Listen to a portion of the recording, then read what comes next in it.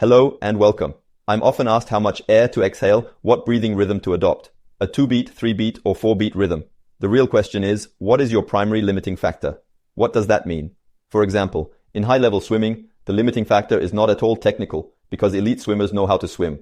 They know how to move through water and how to take water with their arms. Their limiting factor tends to be in the expulsion of CO2 and potentially at the muscular and cardio level. On the opposite, a beginner's limiting factor is exclusively technical. It focuses on their ability to position themselves horizontally in the water and on understanding what it means to exhale with the head submerged to then be able to inhale with the head out of the water. So, in essence, a beginner should initially focus on their posture in the water without worrying about inhalation and working exclusively on exhalation. Then inhalation will naturally follow. The elite swimmer, on the other hand, focuses on their exhalation. Watching underwater footage of them, you'll notice that most are on a 2-beat rhythm, especially for distances like 200, 400, 800 and beyond. They often hold back on the first movement, barely exhaling, while on the second movement, just before inhalation, they release all their air, expelling CO2 and allowing for a more intense water acceleration right before they inhale. Thus, at the beginner level, there is almost no exhalation, whereas the elite swimmer exhales extensively, releasing a large volume of air. Most swimmers fall somewhere between these two extremes. If you're currently swimming at an average of 215 or 230 per 100 meters or a bit more, your limiting factor is not necessarily exhalation. You'll still need to release air, but not nearly as much as an elite swimmer in terms of lung capacity percentage. You need to exhale just enough to be able to inhale afterward, but only as much as you can comfortably inhale. This point is crucial because if you exhale too much, you'll spend too much time with your head out of the water, losing speed and sinking. You won't be able to get back into a propellant movement, or at least not the most propellant movement possible at your level. What does this mean? It means your technical limiting factor will lie in your ability to push the water backward to move forward, your capacity to direct the water toward your feet.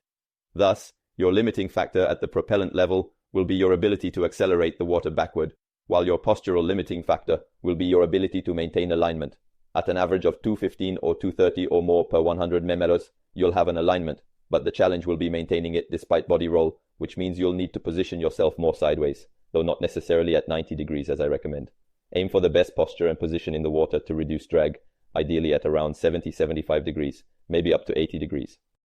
The faster you swim, the more your roll will increase, moving towards 80-85 degrees, maybe even 90. It's essential to go progressively. Don't strive for 90 degrees at all costs. Instead, focus on incremental progress while maintaining alignment.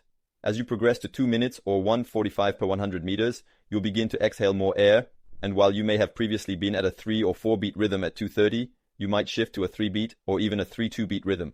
At this point, your limiting factor will still not be on expelling CO2. Instead, it will focus on hand positioning and the placement of your propulsive surfaces. What does this mean? It means aiming to catch the water with a high elbow to orient your hand and forearm perpendicular to the water's surface, then pushing the water toward your feet with progressive acceleration. Take your time at the beginning of the stroke to build speed as you pull back. Your postural limiting factor will involve your ability to immerse the front of your body, head and air-filled chest, to help your feet return to the water's surface, ensuring optimal horizontal alignment.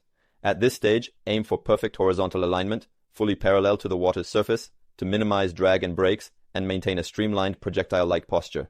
Here again, focusing on inhalation this time. The idea is that you'll have exhaled more air because you'll be able to inhale a greater volume during your inhalation window with your head above water. At this point, the goal is to keep your arm extended a bit longer as a forward projectile. When you're swimming around 215, 230 or slower, your arm may tend to drop, but it won't be the priority. It won't be the most important factor. However, as you progress towards times like 1:45 or 2 minutes, this becomes much more significant, even essential. With a 3-beat, 3-2, or perhaps even a 2-beat rhythm, although 2-beat is rare from what I observe in my training camps, you'll need to keep your lead arm extended in front. This means aligning it with the shoulder line, again parallel to the water's surface, so you can re-accelerate after each breath. Because inhaling causes a loss of speed, you must be well positioned from head to toe, maintaining alignment and balance despite the inhalation and the resulting loss of speed. After that, you'll need to transition back to a propulsive movement to re-accelerate and regain your speed. Ultimately, every movement involves accelerating and decelerating. But during the inhalation phase, with your head out of the water, you'll spend a bit more time with the lead arm extended forward as a projectile. So, it's crucial to keep it in control in that position, working on holding it there to reduce drag while inhaling, and, as mentioned, quickly regain speed after breathing. Of course, the time with the lead arm extended will depend on the stroke rate adopted. When you progress to 130, 120, or even 115 per 100 meters on distances like 1500 or 400, breathing in a 2-beat rhythm will naturally become the norm. This often means minimal exhalation on the first movement, maintaining horizontal balance, with the majority of air, up to 75% or even 100%, released on the second movement before inhaling to expel CO2 and intensify acceleration. At this level, the aim is to enhance CO2 expulsion and progressively build strength to push the water more forcefully. Even if your technique isn't perfect in every aspect, you'll still be swimming quite well. Your posture will likely be solid, and during inhalation, you'll be well positioned with your arm extended as a projectile. The catch might still need a bit of improvement, and there will always be details to refine, but your technique can already be very effective. After all, the catch is just one of the 5 principles of the propellant body. There's also the depth of the stroke, the pull directed fully backward toward your feet, and an increasingly intense acceleration. In fact, the beginner will spend a long time propelling and very little time gliding, while the elite swimmer will spend minimal time propelling, often as quick as 0.5 seconds or less, and a much longer time gliding. This shift in the ratio becomes significant as you approach times like 1:30, 1:15, or even faster. At that point, your limiting factor becomes your exhalation, and you have 2 ways to work on this. First, it becomes beneficial to practice an exhalation, where you release more air than you need, strengthening your respiratory muscles by pushing deeper into your exhalation, specifically on this second movement. Second, you can also work toward continuous and controlled exhalation over as many strokes as possible. We often talk about 3, 5, or 7 strokes, but you can push further, 5, 7, or even 9. The key is to maintain a steady, long exhale to expel the maximum amount of air while holding your posture from head to toe. This technique will force you to inhale much more quickly and activate your inspiratory muscles. Both processes are linked. What you're able to inhale determines what you're able to exhale. Since your limiting factor here is exhalation, it's worthwhile to train both. If you want to exhale more air, you also need to be able to inhale much more.